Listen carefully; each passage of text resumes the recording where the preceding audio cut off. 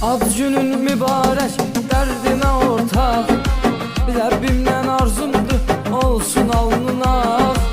Zaman çətinliyi səndən edərək uzaq. Unuttursun bizə çətin anları. Ad günün mübarək, dərdimə ortaq. Rəbbimdən arzumdur, olsun alnına. Zaman çətinliyi səndən edərək uzaq. Unuttursun bizə çətin anları. Qəlbində istəklər boyatsın çiçək.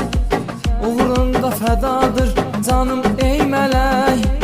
Layiqsən üzümdə təbəssüm görək. İnan unutmaram xoş zamanları. Qəlbində istəklər boyatsın çiçək. Uğrunda fədadır canım ey mələk. Layiqsən üzümdə təbəssüm görək.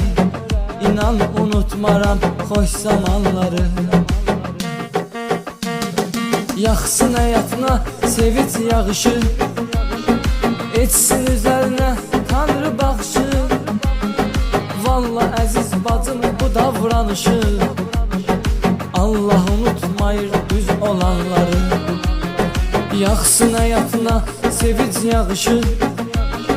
Etsin üzərinə Tanrı baxışı.